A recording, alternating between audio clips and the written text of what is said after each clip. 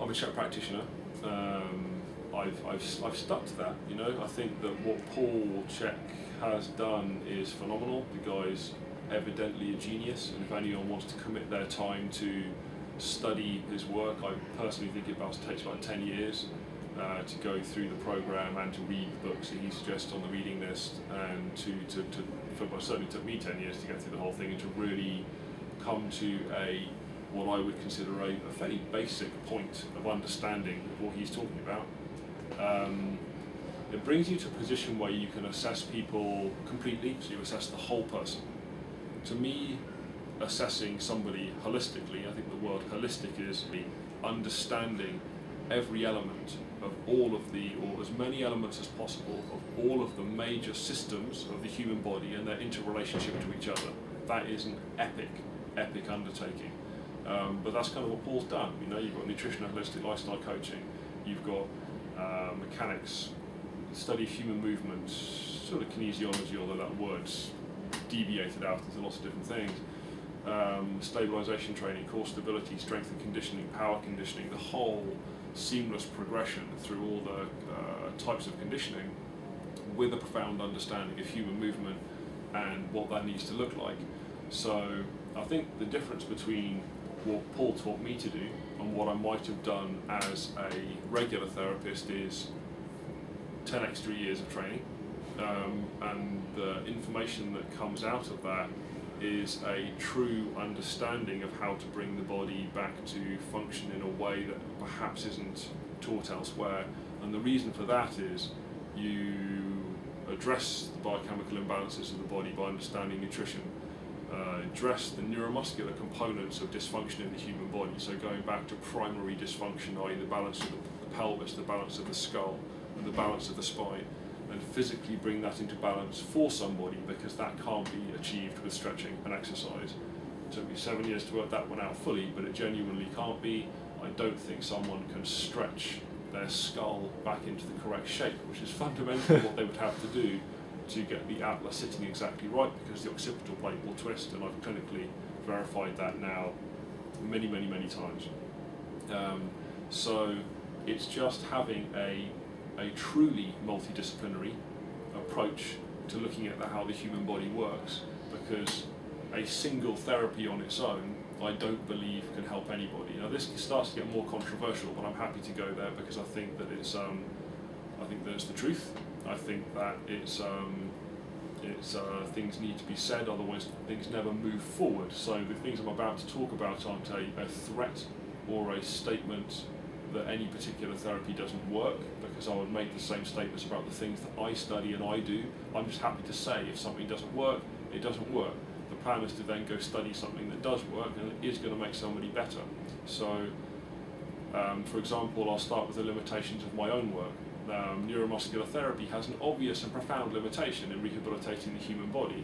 If I take somebody and I correct the position of the pelvis, objectively take measurements, objectively verify exactly what's happening into the pelvis and the length-tension relationship to the muscles inserting into the pelvis, so I'm understanding the whole environment of the pelvis and the primary causes of what led to the instability of the pelvis. So I got the whole picture. If I then correct the position of the pelvis and I treat the muscles, that's great. I've taken that person back to a balanced pelvis, I've treated the muscles, but the body has learned nothing. They haven't learned how to be strong. They haven't put any new software. I've corrected the hardware. They need new software to go into there to re-educate the movement of the body, to re-stimulate the muscles into the exact neural pathways. Is why it's called neuromuscular therapy, because we're making sure that we have the optimal pathway between the nervous system and the muscle function. So that's great, but I've not taught the person to be stronger. So if I then assume that because I've corrected the position of the pelvis, straightened the spine and normalised the cranial plate, so that athlete was then going to go out and kick the crap out of their sport, is highly unlikely, because they haven't learned to be stable. So there's the limitation of neuromuscular therapy. Now I'm totally happy to say it's got limitations. Everything has restrictions. Everything physical has restrictions. Every subject is limited by being a specific subject. We have to have those limitations because that's how human learning occurs. You have to have one guy who specialises and obsesses over neuromuscular therapy to produce all the information in neuromuscular therapy. So many of the books I've read have been written by physiotherapists or osteopaths or chiropractors, but they all have profound and obvious limitations.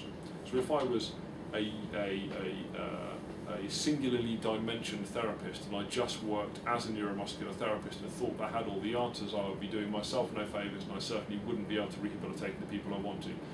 Which is why I think that chiropractic, osteopathic, acupuncture, physical therapy and loads of other disciplines have their problems is not in the information that is taught in the therapy. They have precise and excellent applications that can be perfect for an individual. For example, if somebody subluxed a vertebrae in their spine gardening or playing basketball or whatever they're doing, and that vertebrae flipped out of position, that vertebrae can be put back in position by an osteopath or a chiropractor. I'm not going to do that, that's not my work. I haven't been taught to do that specific kind of mobilisation.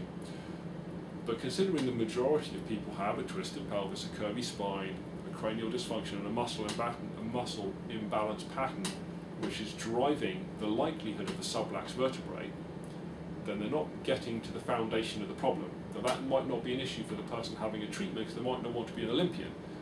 But if that person does want to take it further, then that's not the right therapy for them.